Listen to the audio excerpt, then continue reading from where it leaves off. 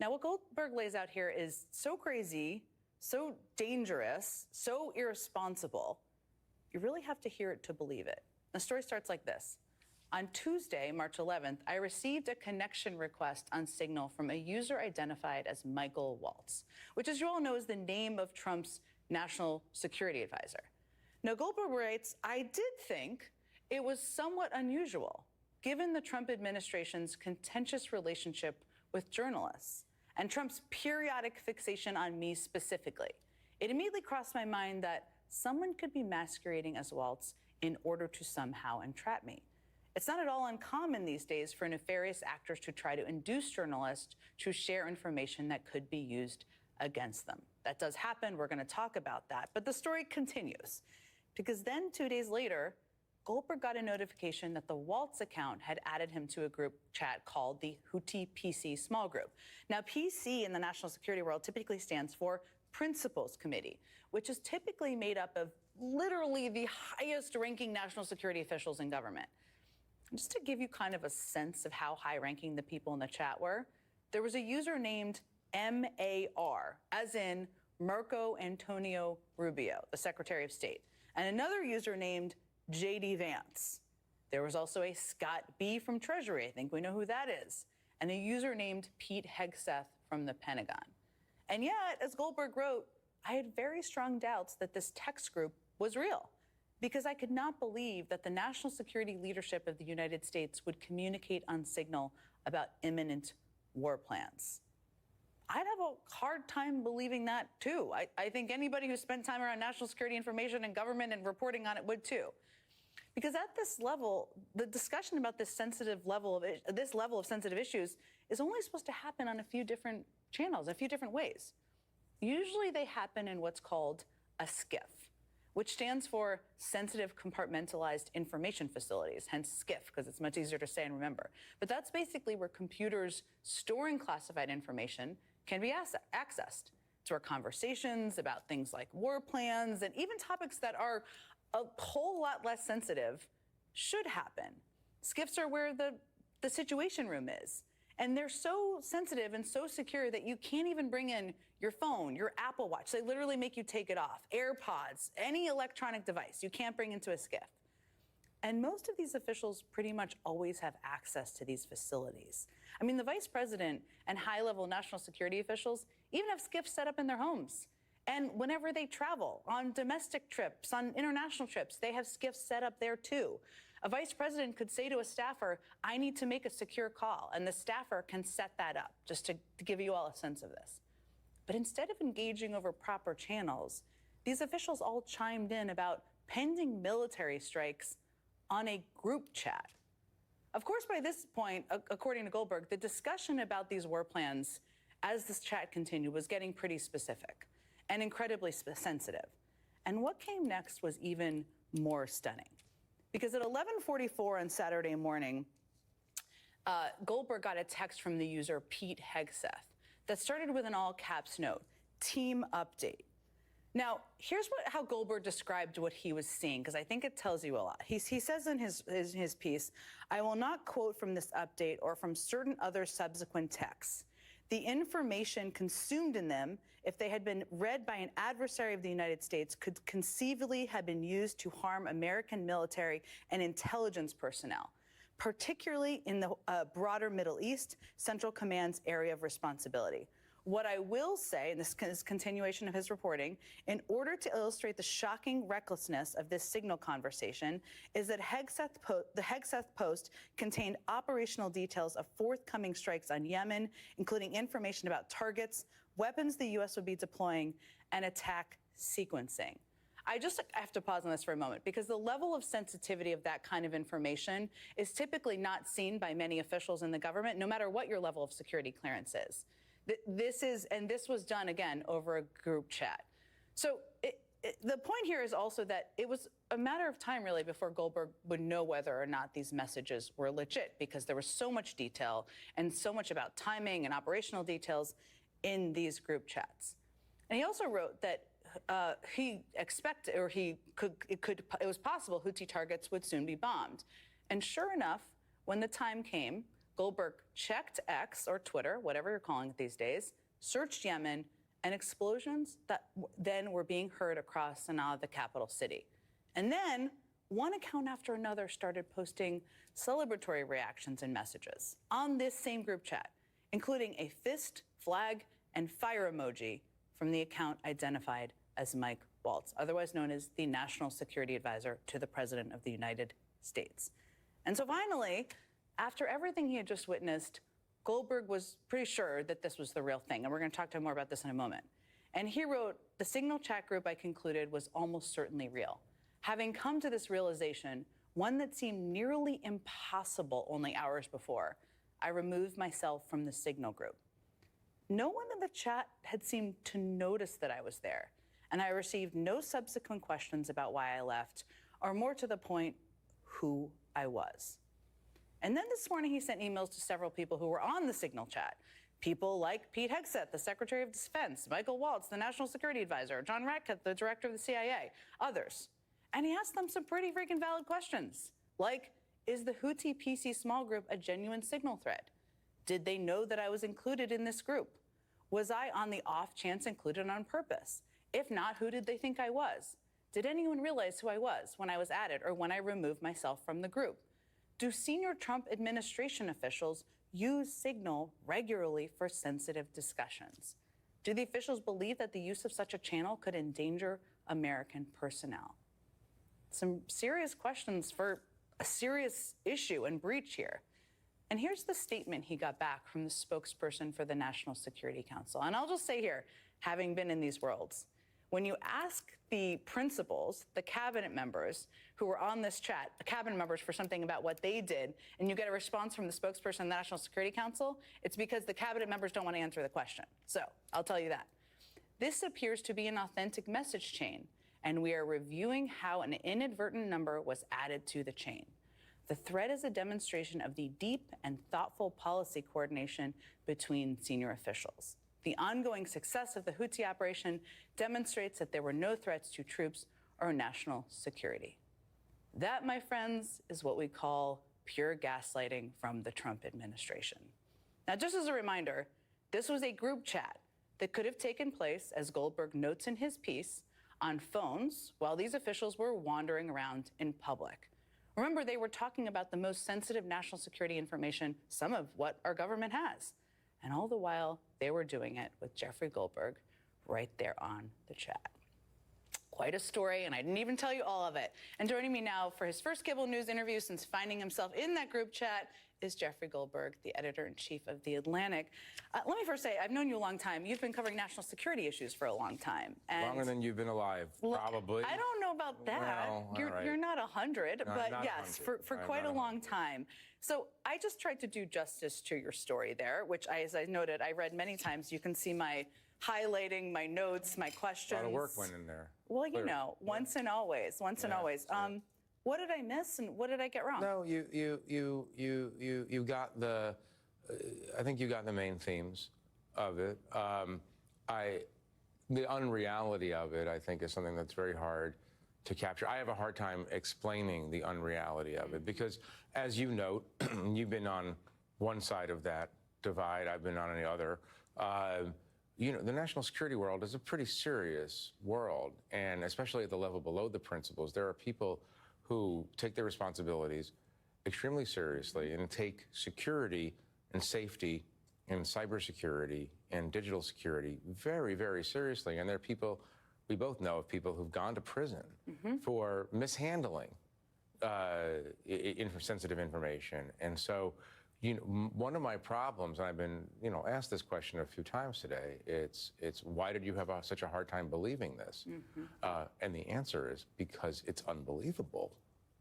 I mean, I've never experienced this through, you know, the pre-9/11 period, 9/11, Iraq, Afghanistan, and so on. You know, these are life and death issues, and you don't just put out specific targeting information, specific timings of attacks that have not yet taken place into a commercial messaging app. And so I obviously convinced myself as I state in the story, that this was a disinformation operation of some kind. Somebody, a state actor, non-state actor, I don't know who. We're trying to entrap you, We're trying to entrap me or fool me, or I couldn't figure out what the actual motive was. That was the one of the hard parts. But, you know, I wanted to understand, you know, what was going on here. At the end of the day, the most obvious explanation that it's just real was, for most of the time I was following this, the most improbable, because I'd never seen senior government officials act this way. It is so stunning. I mean, I think anyone who's worked in the national security space in any way thought it reminds them of moments. It reminded me of a moment. I read the Russia memo. I was just telling you this on Russia's engagement, Russia's intervention in the election in 2016. The very last day I was in the Obama administration, I had to check it out. It was a numbered copy. It was a printed copy. I had to read it in a skiff and give it back. And there's a seriousness with which most national security officials in government take these issues. Let me ask you, one of the things that struck me is that the information shield, you mentioned the specifics of the war plan's operational details. Right. There was also, I mean, John Radcliffe, who has been in government before, who has had access to national security before, he was on this chain, director of the CIA. He shared, reportedly, according to your reporting, the details of someone you didn't name because you know well enough not to share information like this, of somebody who was sounded like a covert operative. So what happened at the beginning of this chain was the principals, the cabinet level people, were asked by Mike Waltz, who is going to be your point of contact in the next 72 hours when we move toward a strike against the Houthis, right? I'm reading this and I'm like, oh, they're really talking about a strike against the Houthis. Radcliffe names, I mean, other people name other people who are publicly named, public figures. Radcliffe names a person. I'm not going to say the name. The whole real name of this person, who is going to be his liaison. In the course of my reporting and trying to understand, I came to understand that this is an active CIA officer. His name has never been in public before, who is everyone on the chain may not have had need to know who this person Well, yeah, was. because remember, the chain is pretty big. The chain is not just 5 intelligence officials or 4 defense officials. It's defense, intelligence, treasury. It's the chief of staff of the White House. It's people who certainly don't need to know the names of, I mean, as you know from the classified world, from the secret world, the less you know, the better. Right, the less you have to go to sleep with at night, the better off you are in many ways. You can't get into trouble from not knowing something that you shouldn't know. And so I have to say, somewhat astonished that he would put this official's name into what is essentially an open channel. Forget the fact that he, like everyone else, had no idea that they were sharing that information with the editor-in-chief of the Atlantic magazine in the same chain, because nobody had asked during the course of this, who is this JG? You know, my initial showed up as JG. And you don't know who that, do you know who that is at this point? I have no idea. I have no idea who, in other words, who Mike Waltz was looking for? I don't know. He didn't answer that question for me. The thing about signal chats is you have to invite people. You have to list the names to create a group. So there was a conscious just adding of you to this group. There's been a lot of effort to respond. I mean, I noted, as I just kind of gave the summary of the piece, you got a response from the National Security Council spokesperson. No. Oh, yeah, and every agency has been saying, just ask the National Security Council. Just ask them, punting it to them. Well, what's going on a, you know, you could read the tea leaves here. It's Mike Waltz put this group together, not me. Don't ask me, ask him. That's what's going on. But every one of those individuals should have known that they shouldn't be having these conversations through a signal we all chat. like to think that we're really good at digital hygiene, but most of us are not good at digital hygiene. And if there's a lesson here, I mean, a lesson for a normal person living in the world, it's know who you're texting with. I mean, it's kind of basic. And if, by the way, if you're running a major intelligence operation or the Pentagon, maybe you should know how to operate in a digital environment. And you said you haven't seen a breach like this. I mean, you just said that. You've covered... There's been a lot of breaches. There's been a lot of leaks. There's been a lot of stolen, cases of stolen documents. I've never seen a large group of senior-most national security officials just kind of willy-nilly put out a bunch of stuff, without knowing who they're talking to. So they've been punching you and others to the National Security Council spokesperson statement, which I want to talk about in a second too. But in the last hour, Secretary of Defense Pete Hegseth reacted to your story after landing for a trip to Hawaii. He didn't initiate the chain, but he had a lot to say on the chain, it seems. Reporters asked him. He had the most sensitive things to say. He had the most sensitive things to say, including the kind of war detail plans that you didn't even include in your reporting because you didn't want to put operational details in your reporting. Look, I mean, we can say this now. We know American pilots are involved in this operation. That's very, very dangerous work. I found out about this as a civilian 2 hours before the operation launched. The last thing I want, even as a reporter who wants to know about government decision-making, obviously, the last thing I want is to see American lives endangered in any way. Which is why you didn't include it, and this is why it could have been many people on that chain, which is part of the thing I think that should be explored. Let me play what Secretary of Defense Pete Hegseth had to say. You're talking about a deceitful and highly discredited so-called journalist who's made a profession of peddling hoaxes time and time again. Nobody was texting war plans, and that's all I have to say about that. I don't expect you're going to respond to every aspect of that, but nobody was texting war plans. Again, you have extensive reporting. Anybody can read it. What is your reaction to that? Look, I'm going to be responsible here and not disclose the things that I read and saw. I will describe them to you. The specific time of a future attack, specific targets, including human targets, meant to be killed in that attack, weapons systems, even weather reports, or, that the government is I don't know why Hegseth was sharing it with everybody. I mean, the precise detail of, and then a long section on sequencing.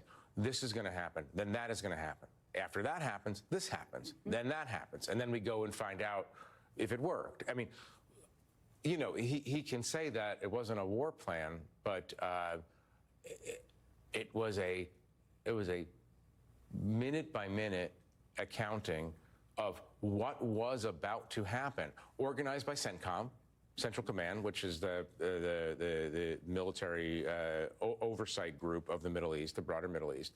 This is their plan, and he was taking their plan and sharing it with a bunch of civilian leaders. It's interesting because as I'm reading it at 11:44 a.m. on Saturday morning, the 15th, seeing that the Houthis are not going to know about this for another couple of hours. And you know about it. Well, and I know about it, and I'm thinking to myself, I mean, honestly, I'm thinking to myself, well, I'm glad that Mike Waltz didn't invite a Houthi into the group or a Russian spy or an adversary of the United States. But put that aside. I'm reading this and I'm wondering, not only why am I reading this, but why would the Secretary of the Treasury need to know the precise attack sequence of this upcoming operation? Again, I don't want to talk about weapons systems, packages, targets in any specificity because, I'm trying to be, I want to be a responsible person, and I'm more interested in the decision-making anyway than I am in the actual technical details of it. But the whole thing is just very flummoxing to me because I haven't seen this kind of unserious behavior before. And, and the Secretary of Defense, all due respect, in that presentation seems like a person who's unserious and is trying to deflect from the fact that he participated in a conversation on an unclassified commercial messaging app that he probably shouldn't have participated in. And there are receipts for it, which is always the danger of that. Jeffrey Goldberg, this reporting, you never know what you're going to wake up to in this day and age. We had talked about having you come on the show long before this. There's so many things to talk to you about, but this story is just, I've been wondering all day what your reaction was when you read it. Did you read it 5 times like me? What was your reaction when you read this story in The Atlantic? It is stunning. I can understand Jeffrey's disbelief or thought that is this somehow contrived because it is so stunning and so incompetent and so dangerous in terms of the planning for this operation and who might have been on this text chain. But what really leaps out at me is that you have the Director of National Intelligence, you have the head of the CIA, and no one, it appears, bothered to say, hey, folks, should we really be talking about this here? Should we really be using a unclassified channel to talk about an operation, a detailed military operation that's going to take place in a few hours? That is just so striking to me.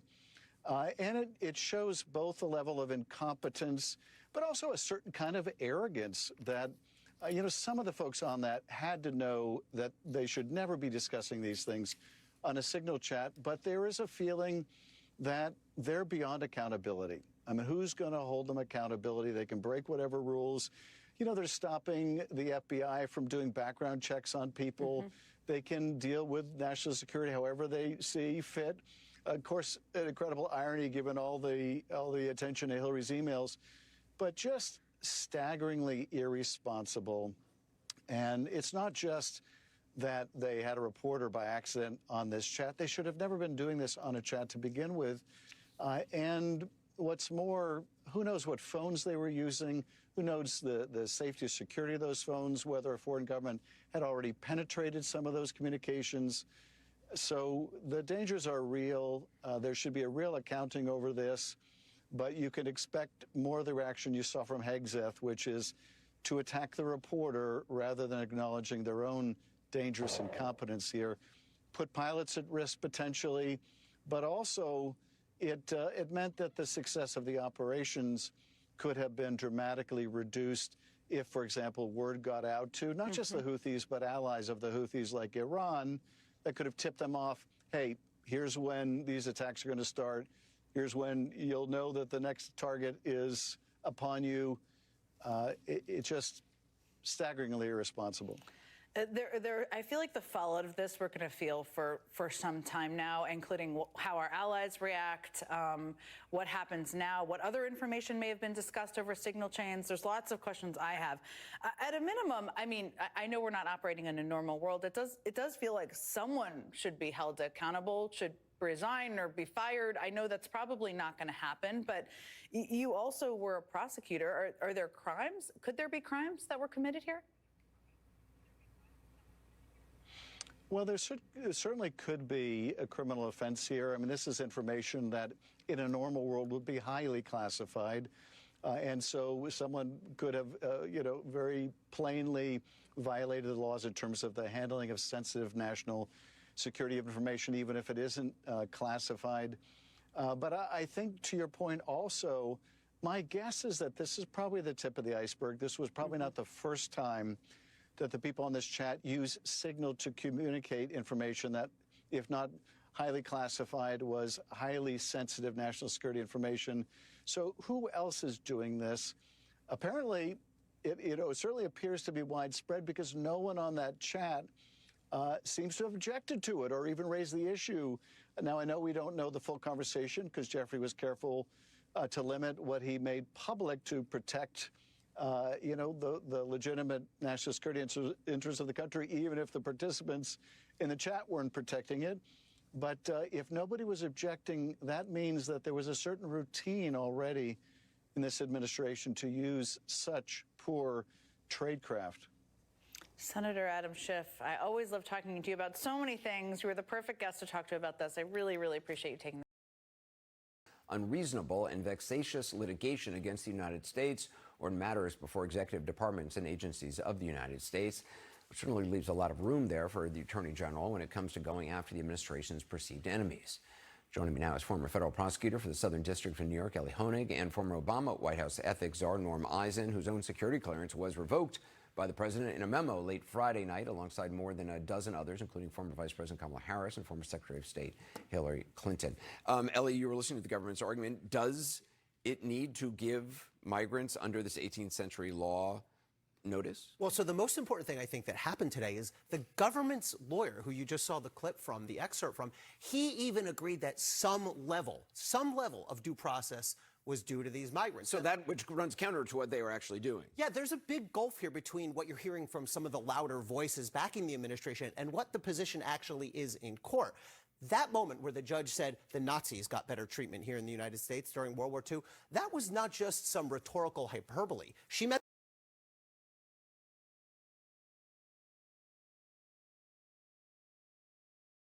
when they're already in El Salvador, and it's really hard to vindicate those rights. Whereas the attorney for the plaintiffs here, the challengers, was saying, no, they're entitled to at least what the Nazis got, which is a hearing of some sort, not a full criminal case, but a hearing to make sure they're the right person before they're shipped out of the country. Norm, what are the chances? I mean, what happens now? Well, we'll have a determination by this three-judge panel. The swing vote is you had one on each side, it seemed, from the discourse from the bench today, Anderson, and the swing vote was silent. Judge Henderson, we'll see where she lands. I think history, precedent, the Constitution, and human decency all point in one direction. There's now evidence, in fact, the lawyer for the ACLU, the very capable legal learned, pointed out that many, perhaps most, a majority of these people, the evidence indicates, are not gang members. Anderson, what have we come to as a country? If innocent people are being deported to a dark site in a foreign country without any due process whatsoever, I filed a brief on behalf of almost 24 conservatives who said this is a violation of conservative ideas going back century, limiting government power. So hopefully the court will see it that way, and in either event, it is headed for the Supreme Court. Ellie, what do you make of we've been covering the Trump targeting these law firms, trying to intimidate them, intimidate anybody from being able to bring a case against the administration by having law firms too scared to actually represent people. Paul Weiss, big prominent law firm, made this deal that, they represent a lot of pro bono clients. They said they'll do pro bono work equivalent to about $40 million worth for the administration. Is that a reasonable accommodation? They bent the knee. Paul Weiss bent the knee. I mean, I wish it was a nicer way to put it. And by the way, I ran this by several friends of mine who are in very senior positions at similar law firms to Paul Weiss. I said, am I missing something? Am I oversimplifying?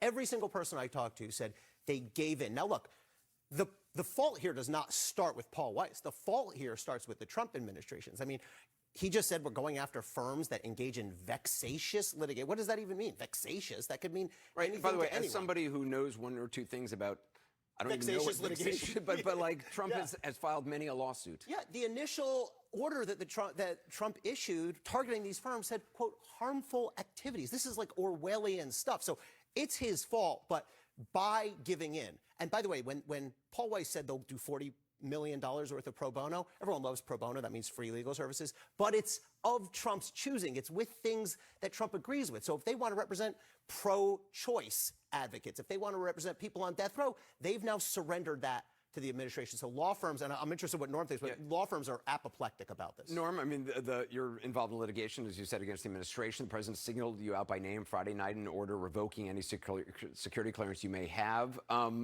What do you make of his claim today that law firms need to, quote, behave?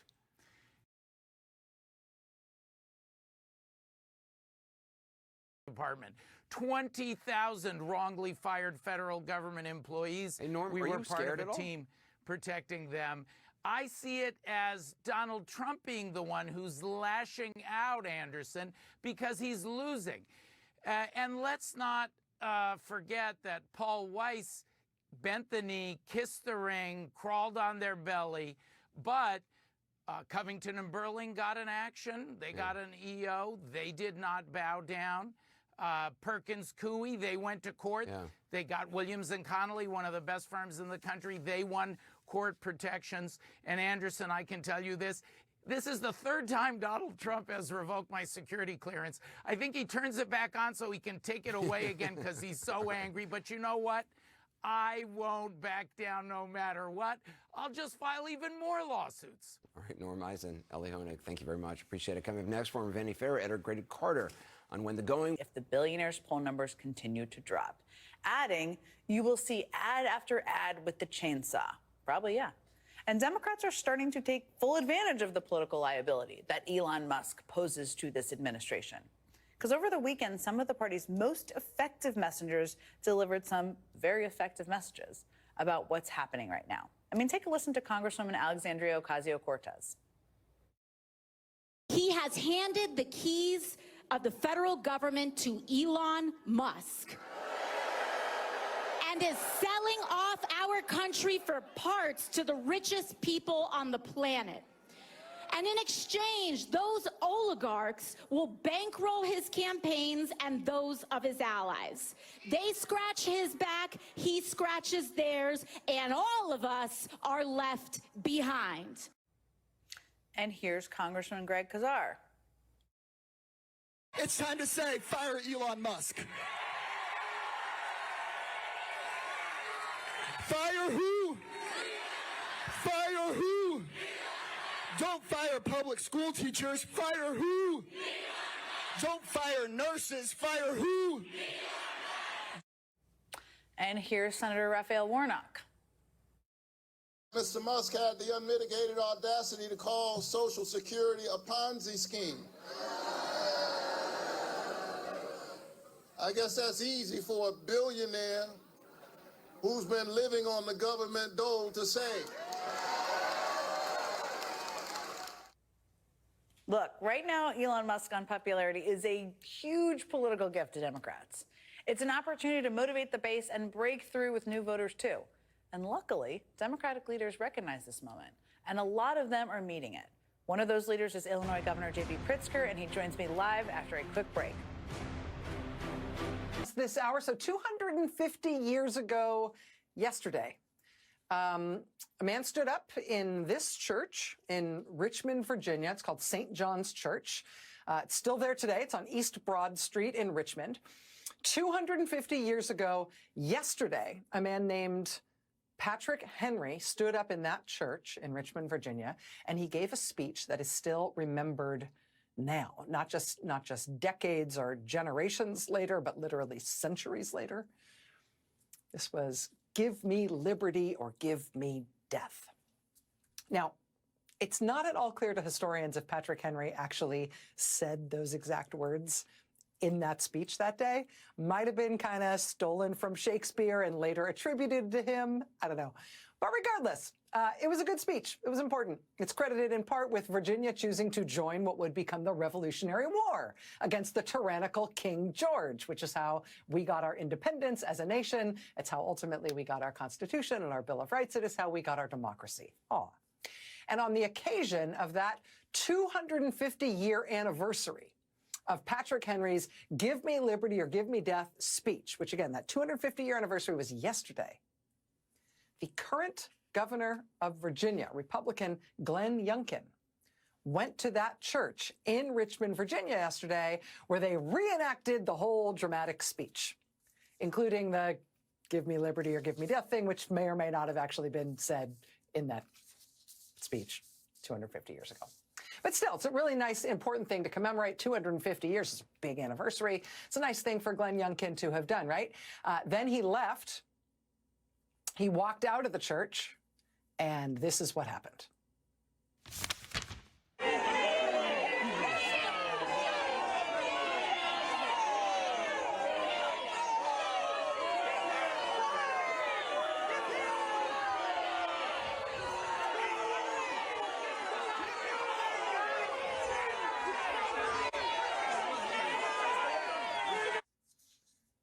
Let me just show you just one more minute of this here. This is from a different angle. And I think this one is helpful because in this angle, you can see him greeting and shaking hands with the men in wigs who have just done the reenactment, smiling and pretending like nothing's going on around him. And then there's kind of this big reveal when he gets down to the SUV that's waiting for him. Watch.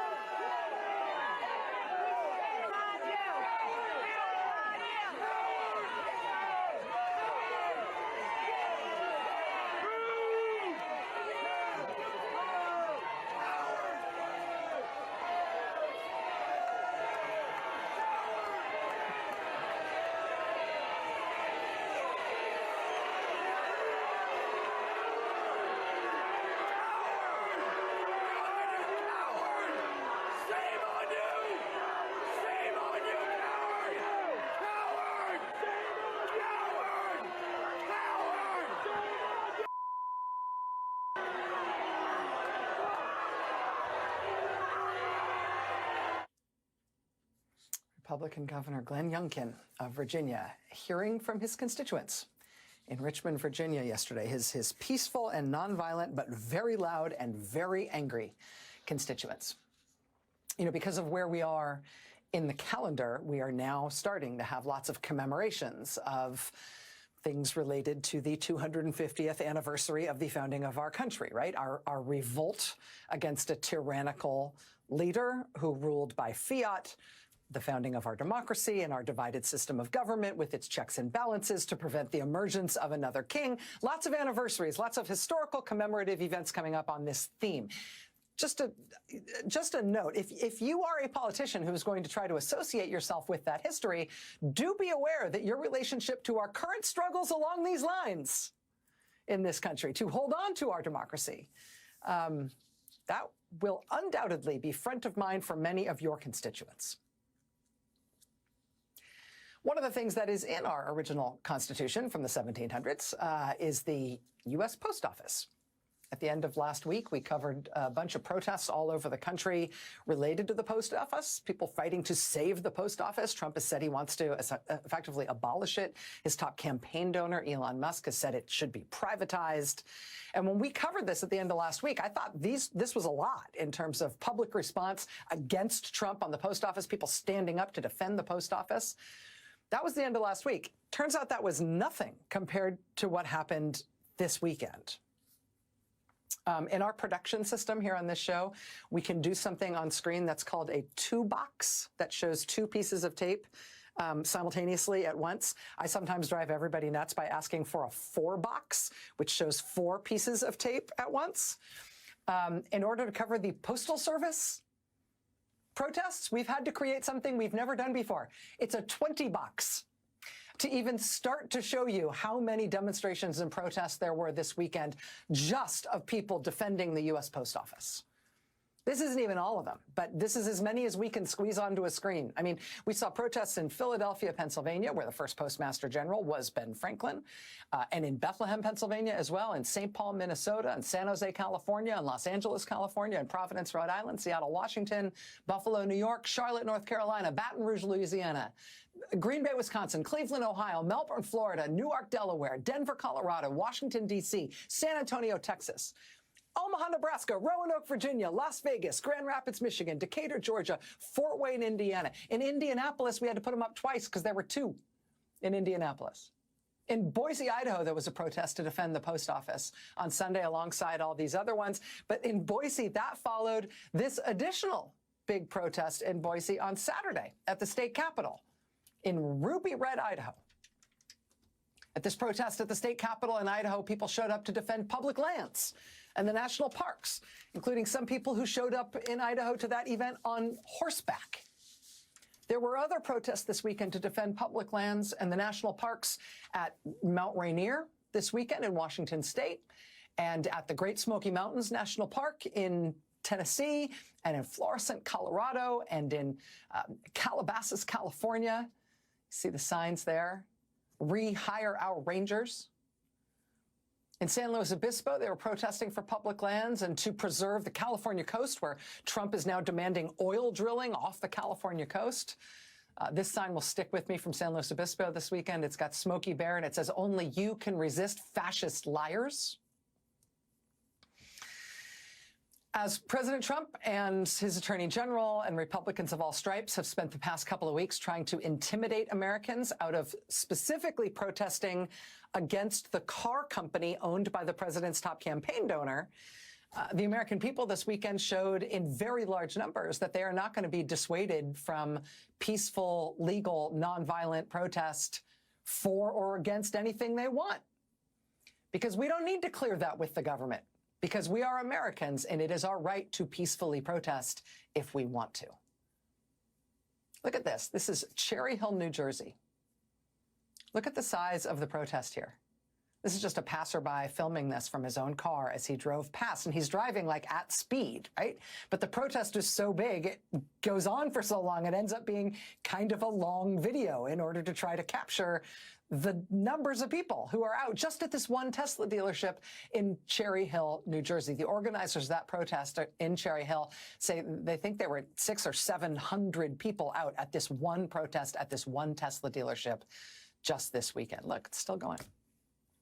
There were Tesla dealership protests this weekend in Colorado Springs, Colorado, and in Arlington, Virginia, and in Bartlett, Tennessee, and in Franklin, Tennessee, and in Boston, Massachusetts, and in New York. New York City has a Tesla dealership. There's a very large protest at the Tesla dealership in New York City this weekend. In Chesterfield, Missouri, there was a protest at the Tesla dealership. In Chicago, Illinois, in Rockville, Maryland, in Pasadena, California. There was a big one in Pasadena, California this weekend. There has been most weekends in recent weeks in Pasadena. In Washington, D.C., their now recurring protest at their Tesla dealership regularly has a DJ. And at the Washington, D.C. Tesla dealership, people are dancing because they are billing this as the Tesla Takedown Dance Party weekly in Washington. At the Tesla protest this weekend in Austin, Texas, this sign stuck with me.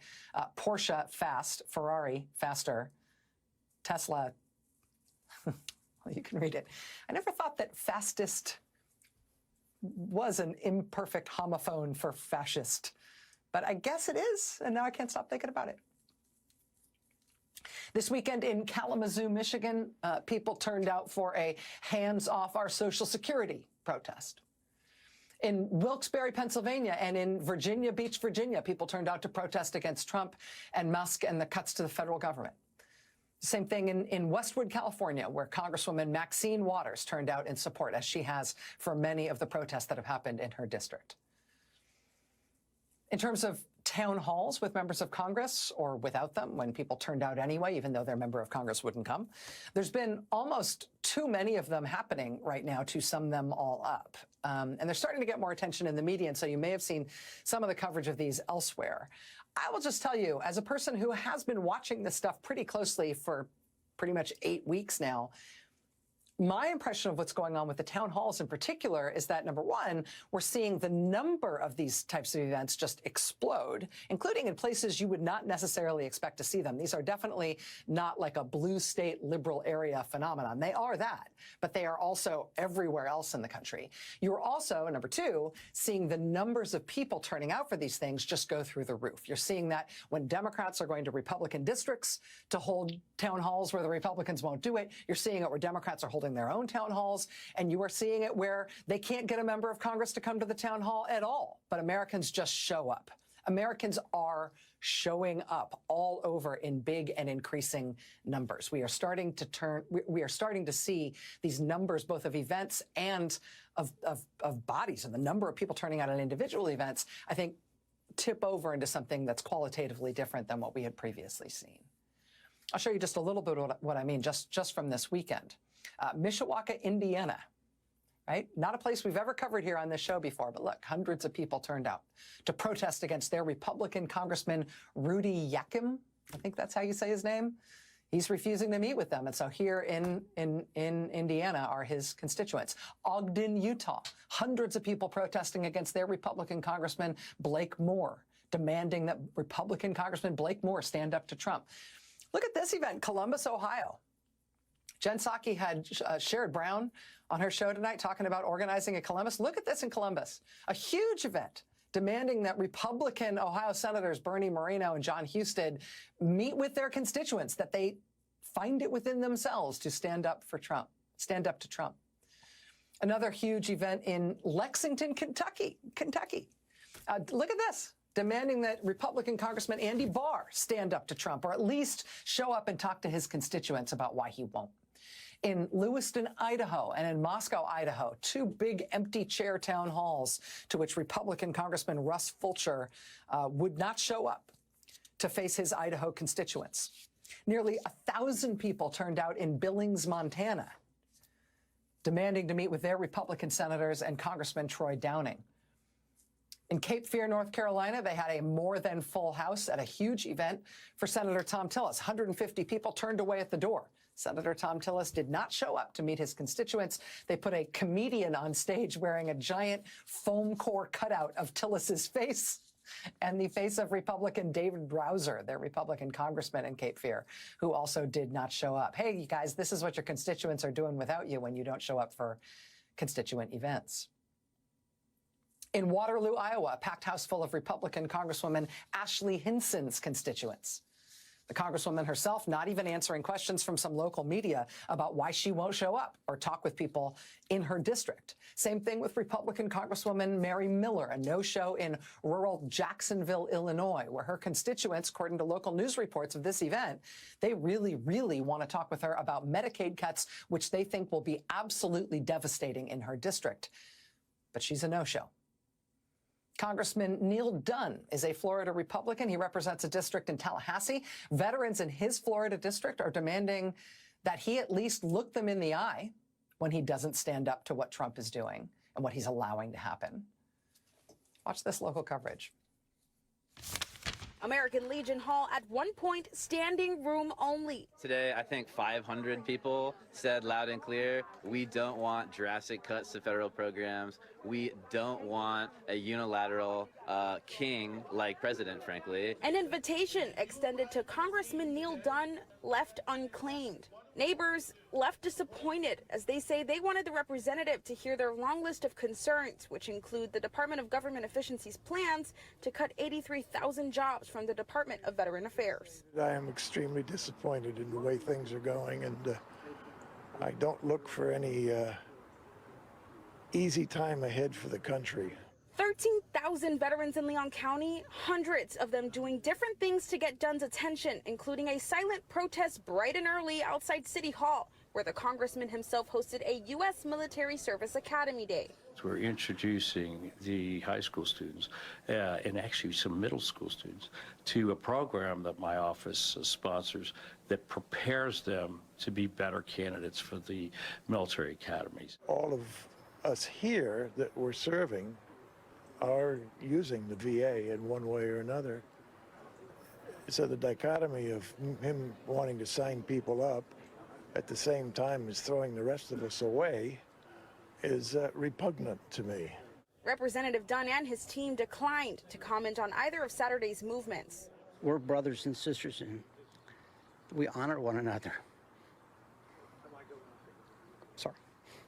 A sensitive subject for many local veterans who fear the idea of reduced benefits, support, and honor, not only for themselves, but for future veterans as well. Thank you for serving.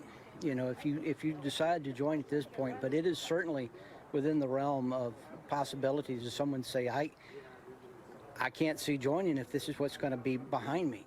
Despite the VA secretary's promise that benefits will not be affected by job cuts, neighbors tell me they still disagree and feel threatened by recent actions from the White House. What are we going to do? And they're determined to use the power of community to make their voices heard. To step forward and save our democracy. Save our democracy. We can do it. That's from the ABC affiliate WTXL in Tallahassee, Florida. This is from San Diego, California. Town hall was standing room only, and it was called an empty chair town hall because attendees say Representative Issa refuses to engage with his constituents.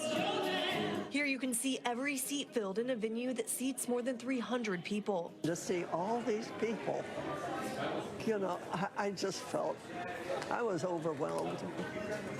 I just feel so good about coming here. Tonight we met 93-year-old Betty Reeves. This town hall was organized to give people like her a chance to share their concerns about Representative Issa and the Trump administration. The town hall was put on by a group called Indivisible. It says its mission is to combat the Trump administration's policies. This week, they plan to hold more events, including a large rally protesting the administration's latest actions. That will be held at the Civic Center in downtown San Diego on April 5th. Community members say they plan to continue advocating for their rights. Everybody out there, pay attention to the way the country's going. You just have to pay attention and listen. Jasmine Ramirez, CBS 8. And that's from San Diego. I just want to show you just one more. I just showed you one from California, the previous one from Florida. This one is from the border, from the northern border. Last one, just watch this. This was incredibly unique in the fact that on this side of the Detroit River, there were protesters, and then on the other side, there were Canadian protesters, all fighting for the same cause. From the U.S. to Canada, protesters gave their take on tariffs. We're protesting what's happening to the United States and how we're treating our neighbor. Organizers say the demonstration is in response to President Donald Trump's tariffs against Canada. What's happening with our allies, Canada, there's a lot of people very upset. Earlier this week, President Trump defending the tariffs. We're going to be getting back some of the wealth that very, very foolish presidents gave away. Protesters also called out Trump for his recent remarks about making Canada part of the U.S. Demonstrators taking pride in the turnout. By seeing this many people coming out on a cold day in Detroit, maybe it'll have some impact. There's an awful lot of people here, and we have our friends across the river looking at us. I'm telling you, it's everywhere. The Bernie Sanders and Alexandria Ocasio-Cortez rallies in the last few days turned out just massive numbers of people. 34,000 people in Denver on Friday. More than 23,000 people came out the next day, Saturday, in Tucson. Numbers like that are turning everyone's heads in politics, and they should. But do not sleep on the fact that there are so many Americans showing up in so many places on literally every single day of the week in every single freaking state in the country, every single one of them trying to figure out how they can most effectively oppose this president and what he's doing to the U.S. government. And you know, we've got a lot to cover tonight in the wake of those massive, the massive number of protests defending the U.S. Postal Service. Trump's Postmaster General, Louis DeJoy, tonight has resigned effective immediately. Axios is reporting tonight that Trump's acting director of Social Security told people at a meeting today that these ruinous cuts and radical policy changes that they're forcing through to Social Security right away. He told people at a meeting today, according to Axios, that these cuts and changes are happening explicitly at the demand of the White House. These are the changes that the former Social Security Director, Martin O'Malley, told us here on Friday night. He believes bring the Social Security system 90% of the way to breaking entirely. The acting director of Social Security Administration saying that those changes are happening, and they're happening at this pace specifically because the White House is demanding it. Also today, Washington has just been rocked by this insane story of Trump's national security advisor, his Secretary of Defense, his intelligence director, his CIA director, his Secretary of State, his Treasury Secretary, and apparently the guy in charge of everything at the actual White House, whose name is Stephen Miller, all participating apparently in a group text over Signal in which they circulated detailed war plans and apparently classified information about a military attack in Yemen. They did it in a group text. And the reason we know is because they accidentally included the editor-in-chief of the Atlantic magazine in the group text while they were planning that military operation. We're going to talk about that with Senator Mark Warner, top Democrat on the Intelligence Committee tonight. And there's a lot more to get to. I will just say, though, just in closing, word to the wise. If there are any Democratic elected officials within the sound of my voice, any Democratic senators in particular, who are watching this kind of stuff that we have been covering, right? Who are watching this huge upsurge in energy and the American people getting up and getting out and showing up in person and doing everything they can as regular people to try to find a way to save this country and to fight what Trump is doing. If there are any Democrats who are watching that, who want to try to latch on to some of that, want to tap into some of that, want to do what they can with that public upsurge, may I just note that tomorrow in the United States Senate is the confirmation hearing for Trump's nominee to permanently lead the Social Security Agency. That might be an occasion on which people would be looking to hear from you and see if you can do something to make a difference. Tomorrow also will be the Senate Intelligence Committee's worldwide threats hearing. Good time for that. That hearing, among other things, will take testimony from at least a couple of the people who were on the group text with all the apparently classified information about the forthcoming military operations that included a journalist because they had no idea he was there. I mean, this may not be time for give me liberty or give me death, but it is time for give me something. And tomorrow, Washington is going to afford a couple of very big opportunities for Democrats to show what they have to offer to a country that is looking for Democrats to have something to offer. We'll be right back. Three proper names, proper nouns, actually. Michael Waltz is the National Security Advisor for Donald Trump. That's one. Signal, that's two. Signal is a free, very popular encrypted messaging app that lots of journalists and public officials use for private communication. And the third proper noun here is Jeffrey Goldberg. He's the editor-in-chief of The Atlantic magazine. And here is the astounding collision of those three proper names. National Security Advisor Michael Waltz, Signal, the encrypted messaging app, and Jeffrey Goldberg, well-known journalist. Quote, the Trump administration accidentally texted me its war plans. By Atlantic magazine editor-in-chief Jeffrey Goldberg, who says, quote, on Tuesday, March 11th, I received a connection request on Signal from a user identified as Michael Waltz. I accepted the connection request, hoping this was the actual national security advisor and that he wanted to chat about Ukraine or Iran or some other important matter. 2 days later, Thursday at 4:28 p.m., I received a notice that I was to be included in a Signal chat group. It was called the Houthi PC small group. A message to the group from Michael Waltz read as follows. Team, establishing a principles, misspelled, principles group for coordination on Houthis, particularly for over the next 72 hours.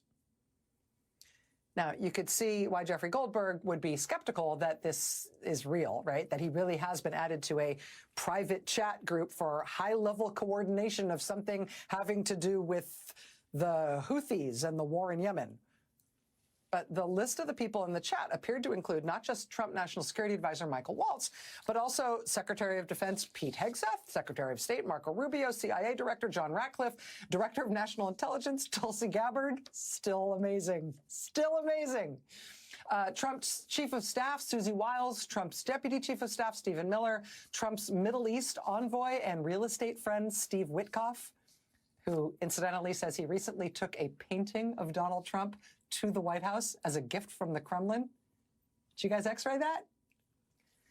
Also, the Vice President of the United States, J.D. Vance. All these people appear to be on this group chat. If journalist Jeffrey Goldberg remained skeptical that these were actually those people on the chat, the Trump officials in the chat apparently didn't realize that their discussion now included a very well-known Washington journalist. Like, it actually appears that not only were they all talking about this topic on Signal, but none of them checked to see who else was in the group while they were chatting. Nobody said, like, oh, who's in this group? Jeffrey Goldberg says Pete Hegseth at one point told the group, quote, we are currently clean on OPSEC. They were not clean on OPSEC. They were not clean on operational security, not even close. We know he sent that text because a journalist was in the group chat that he was texting. Currently clean on OPSEC. Must have felt cool to say it, though, right? What skeptical Jeffrey Goldberg saw in that chat ended up becoming sensitive enough that he doesn't fully describe it in his story today, but he does report that on the morning of Saturday, March 15th at, quote, 11:44 a.m., the account labeled Pete Hegseth posted in Signal a team update. Goldberg says, I will not quote from this update or from certain other subsequent texts. What I will say, in order to illustrate the shocking recklessness of this Signal conversation, is that the Hegseth post contained operational details of forthcoming strikes on Yemen, including information about targets, weapons the U.S. would be deploying, and attack sequencing. According to the lengthy Hegseth text, the first detonations in Yemen would be felt 2 hours hence at 1:45 p.m. Eastern Time, when, sure enough, the first explosions from the U.S. military strikes were reported in the capital of Yemen. And then the group chat celebrated the military effort with great work and good job and fire emojis. Jeffrey Goldberg says he watched the attack play out from his car in a grocery store parking lot. Once he had seen enough to know that this actually had been a real group chat with those actual people, he got out. He left the chat. They had apparently been texting him and each other classified information on a commercially available, non-classified, text-based communication system. A spokesperson for the National Security Council later confirmed what Jeff Goldberg already understood. Quote, "This appears to be an authentic message chain, and we are reviewing how an inadvertent number was added to the chain." The administration confirmed for NBC News that it is reviewing how this happened. The whole story is, I mean, how is this real life? How are these people in charge of what they're in charge of? I will tell you that Defense Secretary Pete Hegseth told reporters today, quote, "Nobody was texting war plans." I will also tell you the president said that he hadn't heard about any of this until a reporter asked. Said he had no idea. News to him, didn't know a thing about it. Well, we will all have plenty of opportunity to hear more about it. The ranking Democrat on the Senate Armed Services Committee, Senator Jack Reed, called the carelessness by Trump's cabinet, quote, "stunning and dangerous." He said, quote, "I will be seeking answers from the administration immediately." Democratic Senator Chris Coons from the Foreign Relations Committee said this story, quote, "calls for a prompt and thorough investigation," saying this is a shocking breach of the standards for sharing classified information that could have put American service members at risk. Because God keeps a date book, two of the Trump cabinet members who were in that group chat, Tulsi Gabbard and John Ratcliffe, were already scheduled to appear on Capitol Hill tomorrow morning as witnesses for the Senate Intelligence Committee's open hearing on worldwide threats. Joining us now is Senator Mark Warner, Democrat of Virginia. He's the ranking Democrat on the Senate Intelligence Committee. Sir, it's always an honor to have you with us. Thanks for making time to be here tonight. Thank you, Rachel. Let me start by getting your reaction to this story. Let me also ask if you learned about it in The Atlantic the way that we all did, or if there was some governmental response that we don't know about here. Well, Rachel, I didn't think this administration could still shock me. But today's story, which I read about in The Atlantic, was there would be hearings, and we're going to have this tomorrow. We're going to have it out in the open hearing. This crowd is not ready for prime time. And I would point out Tulsi Gabbard, who all of the Democrats suppose is director of national intelligence, who's been a spokesman on many right-wing media since she got this job, is said about the same time, if there is any leaker, they've got to be held fully accountable. Well, we're going to ask tomorrow, beyond Hegseth, beyond Waltz, what other in this group should be held fully accountable for, frankly, breaching security protocols 101?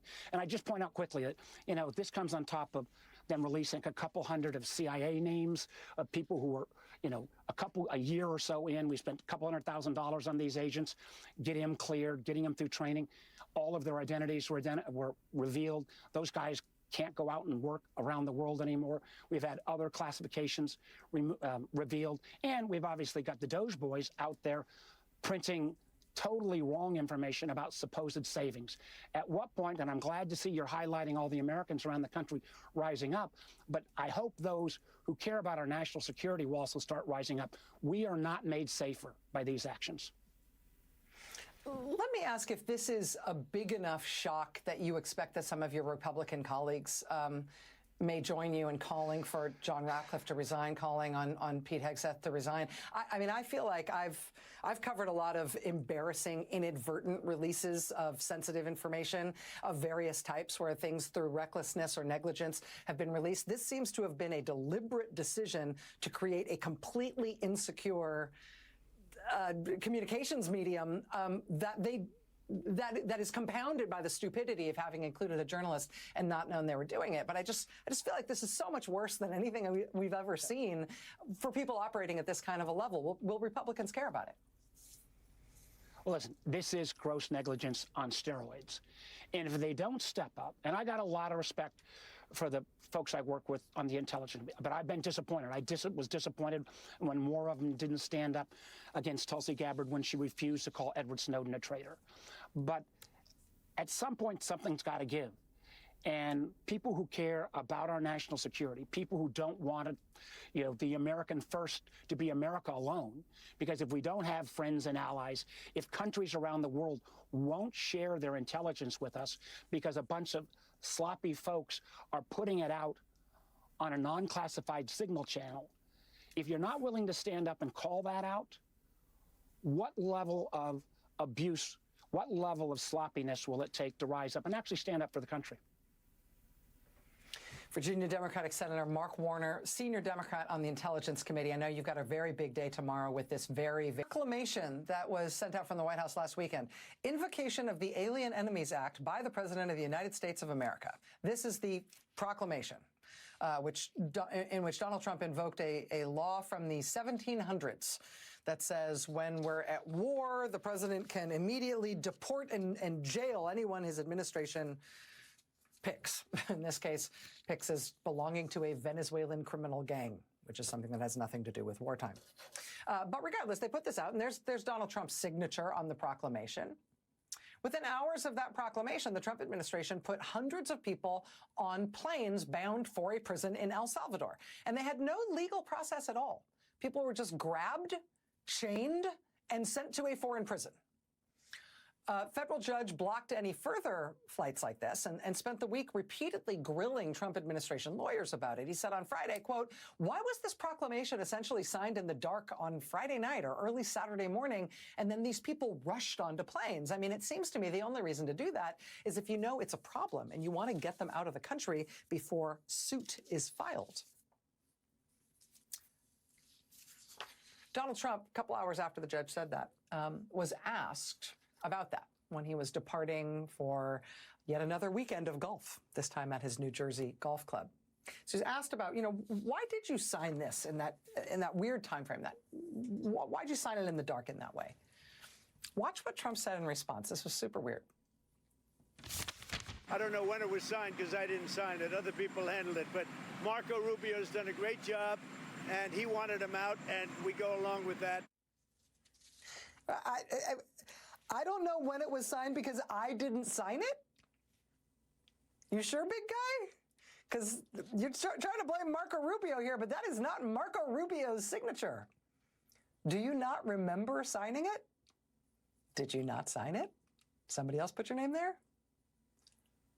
When the White House was asked about Trump saying he totally did not sign that proclamation with his signature on it, the White House came up with a novel explanation. They said, and I quote, "President Trump was obviously referring to the original Alien Enemies Act that was signed back in 1798.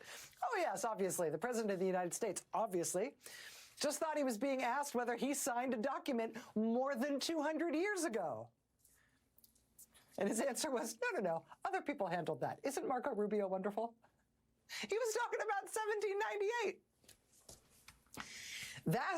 This proclamation at question is ostensibly the legal underpinning for this whole deportation operation, this sending flightfuls of people to a prison in a foreign country. Trump's denial that he ever signed it is now obviously part of the ongoing legal fight. The ACLU telling the judge in this case in its latest filing today, quote, "There is now confusion as to when the proclamation was issued and whether the president signed it at all." Today, the Trump administration took this fight to an appeals court in Washington. They want to resume more flights like this, like the one to El Salvador. It's not clear how the appeals court will rule or when. But meanwhile, the Trump administration just tonight has filed notice that it is invoking the state secrets privilege, meaning they are claiming that for national security reasons, they don't need to provide the court any information about these deportation flights. Even as we still don't know who they deported, and even as attorneys and family members of the people they put on those flights say they can't get in touch with anybody who has been put in this prison in El Salvador. It is an insane story from the very beginning, but it's now approaching surreal. The ACLU lawyer who argued this in court today is going to join us live here next. Stay with us. We don't have to give process for that. I mean, y'all could have picked me up on Saturday and thrown me on a plane, thinking I'm a member of Nicaragua and giving me no chance to protest it and say somehow it's a violation of presidential war powers for me to say, excuse me, no, I'm not. I'd like a hearing. He wouldn't say that. Federal appeals court judge today incredulous that the Trump administration could argue they have the right to pick up anyone they want and deport them to a jail in a foreign country with no process at all, no explanation, not even a paper trail. But that is what they're arguing. Joining us now is Lee Gallant, Deputy Director of the ACLU Immigrant Rights Project. He was in court today arguing against the administration in this case. Lee, Mr. Gallant, it's nice to see you. Thanks for being here. Thank you. We've just had news that the Trump administration is invoking the state secrets privilege in this case. Can you tell us what that means? Yeah, so this is just another incredible day in a series of incredible days in this case. The judge said, turn these planes around. This was last Saturday night, I guess, now 8 days ago, when they were in the air because they were headed to El Salvador. And he said, I don't think that this invocation of this 1798 Act is legal. They did not turn the planes around. It was clear that the planes were in the air. This is all public information. They could have turned the planes around. They could have brought people back once they landed. And now the government, rather than answer the judge's understandable questions about what they did, has invoked the State Secrets Act, meaning state secrets privilege, meaning that they're not going to answer the judge's questions. It's really unbelievable in this situation for the government to say, no, we're not going to answer your questions, and we're going to go as far as to call these state secrets facts, even though everyone knows when the planes were in the air. Lee, what do you make of the fact that the president is now denying having ever signed the Alien Enemies Act proclamation here? Yeah, I mean, I don't know what to make of it, truthfully, and that's why we filed something in court, as you mentioned, saying that among other facts that we need are what's going on with this. Did the president sign it? When did he sign it? And one thing we do know is that apparently it was signed on Friday, March 14th. They started moving people before they actually published the proclamation on the afternoon, Saturday afternoon, the 15th, which is completely against the way the act is supposed to work. It says a public proclamation. They started using its authority before they even let the public know it had been passed. Now, if the president didn't even sign it, that's yet a whole nother layer of confusing facts that we need to find out. It's the combination of the maximum lawlessness and maximum consequences for the people who have been sent there. Yeah. Lee Gallant, Deputy Director of the ACLU Immigrant Rights Project. Ongoing story. Come back soon. Thank you, sir. Thanks, Rachel. All right, we'll be right back.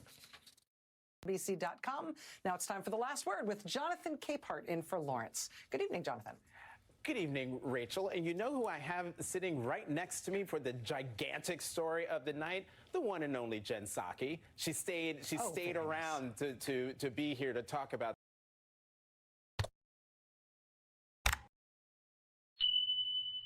what the Europeans scream at us. He cares about putting the interests of America's citizens first. I mean, the threat there is only thinly veiled, Anders, right? That Denmark is not being a good ally. And if that means the U.S. has to take more territorial interest in Greenland, then that is what President Trump is going to do. Does anyone take that talk seriously, that talk that's walking right up to the line of military action? Yeah, of course we take it seriously, and we are deeply offended by it. I think Mr. Vance and this administration forgets that Denmark have had higher casualties in Afghanistan and Iraq than America did. So if that's a bad ally, then I don't really know what a good ally is in this administration's eyes. So first of all, we find it deeply offensive. We have been allies with the U.S. for decades. We have been very solid and strong on all areas. When it comes to Greenland, it is the U.S. who, year after year, have taken away their military presence in the island of Greenland, which have been there by agreement with the Danish government for more than 70 years. So if everyone have let down military security in Greenland, it's the American government, not the Danish one. All right. Anders, thank you.